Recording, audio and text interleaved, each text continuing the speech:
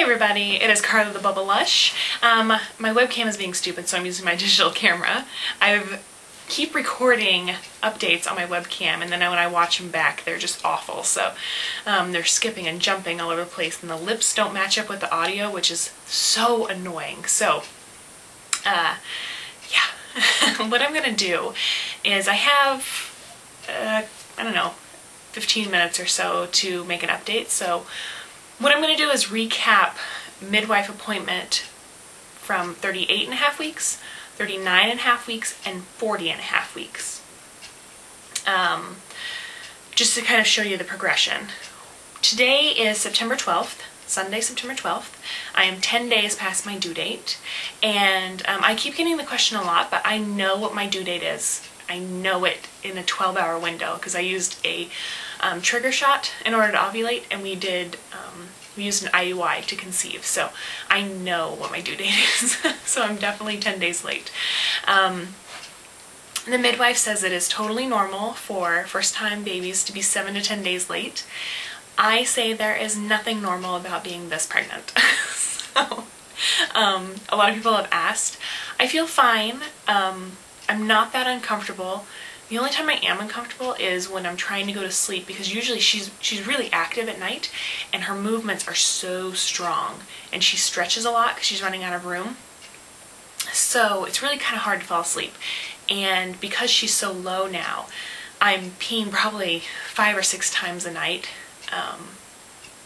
Plus right before I go to sleep and right when I wake up, so I'm just up all the time. And I'm peeing all day long too, so that's probably the only annoying thing at this point. If it wasn't for that and for everybody else like asking me if she was here yet, I would be perfectly content to stay pregnant for a little while longer, but it is time. She needs to come. So I don't have an induction date yet. I keep getting that question a lot too, but I do have a midwife appointment tomorrow. I'll be 41.5 weeks pregnant, so I'm assuming that they will do, they'll schedule an induction at that appointment. And considering this Thursday I'll be 42 weeks, and I don't really have any labor signs yet. So anyway, let's go way back to 38.5 weeks.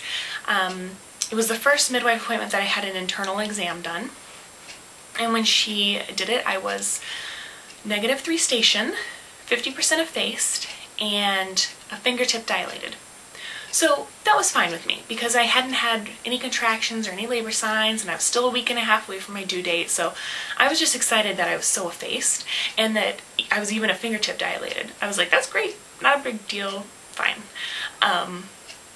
So my next midwife appointment, I was 39.5 weeks pregnant, so it was just a couple days before my due date, and between those two appointments I'd had a really, really bad backache, and I was kind of hoping it was like back labor, and I mean, no one hopes for back labor, but my backache was so bad that I was hoping I was connected to labor, otherwise I was just in pain for nothing. So the real test was going to be like the results from my internal at my 39.5 week appointment, right? So we get there, and it's the same midwife, but she doesn't remember my stats from the week before, no big deal. So she goes in there and she's like, okay, so you are 50% effaced. And I was like, okay. And she goes, about -3 station, I feel the head. And I was like, okay. And I was like, please, come on, dilation. And she was like, and a fingertip dilated. And I was like, so the exact same as last week. And she was like, oh, really? And I was like, yeah. And so she goes back up in there, and she's really kind of rough, and she's like, yeah, fingertip dilated. And I was like, okay, great. But the next day I had spotting. It was, some was bright red and some was like brown, so I definitely think she kind of went back in there and kind of tried to rough it up a bit. So on my due date, my in-laws showed up, and it was kind of like, where's the baby? So they kept us very active and stuff all weekend, and we tried to keep them active because we felt really bad that there wasn't a baby. So we got a lot of projects done around the house, and Chris got to spend a lot of time with his dad, which is good, and Christopher's sister flew out, and the one that doesn't have a baby, and it was really great spending time with her. And then, you know, well, they were here on my due date, and then 41 weeks came, and then they left on Friday when I was 41 weeks in one day. So they all went back to Minnesota and no baby. So we're gonna have to fly them out probably sometime between Thanksgiving and Christmas.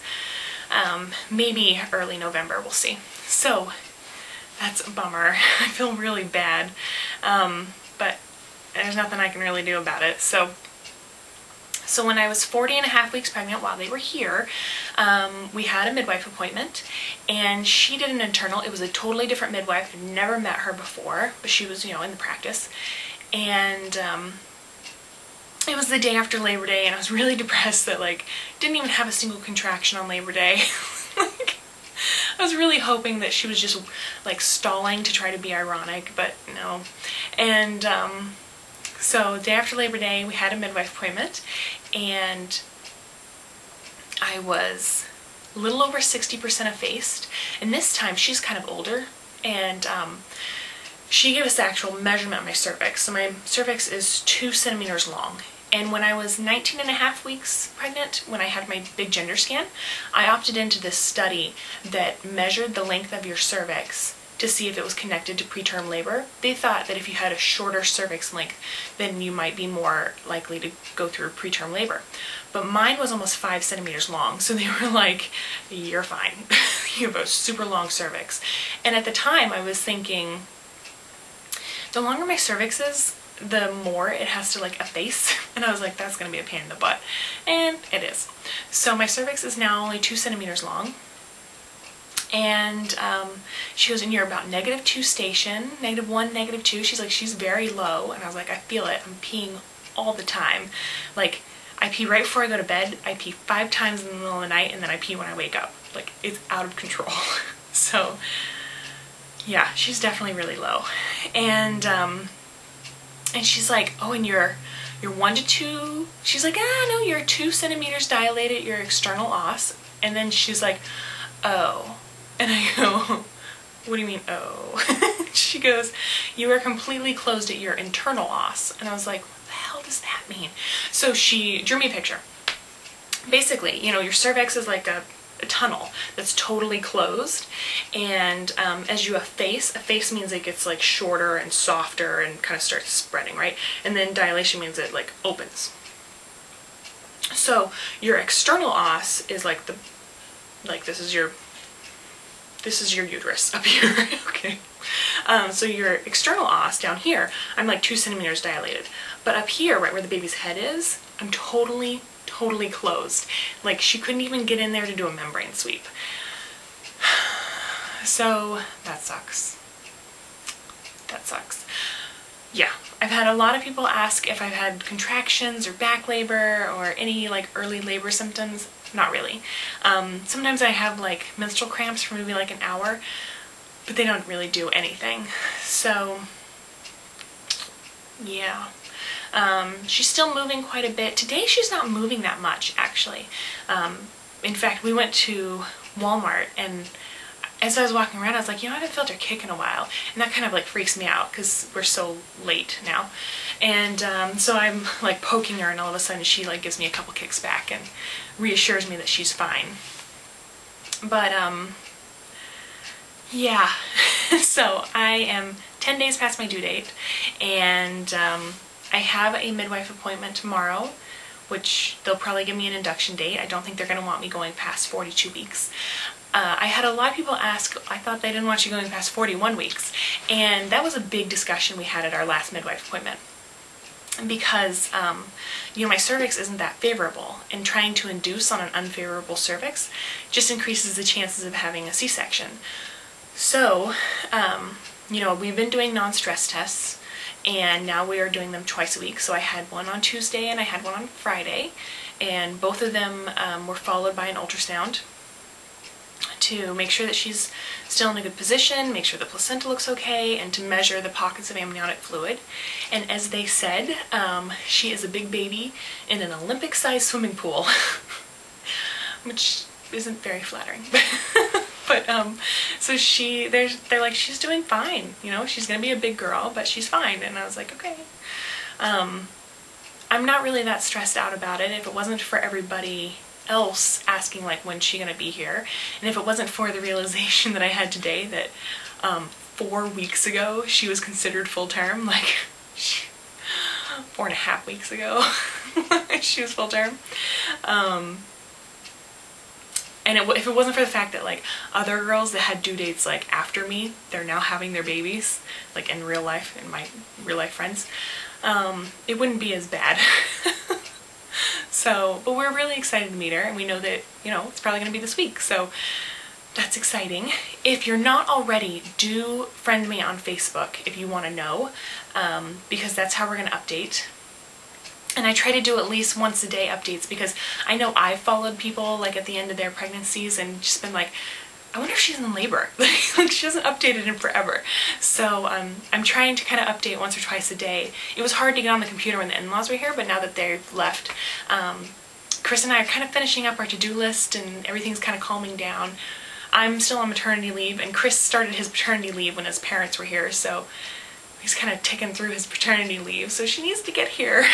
So yeah, I'll probably try to do another video update after my next midwife appointment, because, you know, we'll be talking about induction plans and stuff like that, and I assume you guys would be interested to know kind of what's going on. So I think that's it. If you have any questions, leave them below and I'll address them when I make a video tomorrow. And I'm just trying to get caught up on vlogs. I know I'm really, really behind. Thank you for being so patient. I just didn't have the time to get on YouTube that much, or really Facebook that much, while my in-laws were here. So a lot of you have sent me messages and stuff, and I just haven't had a chance to read them, but I'm going to try to read them before Hannah gets here, because then I really won't have time. Anyways, I missed you guys, and hopefully she is here soon. We are all very, very excited to meet her. So I think that's it. Bye, guys.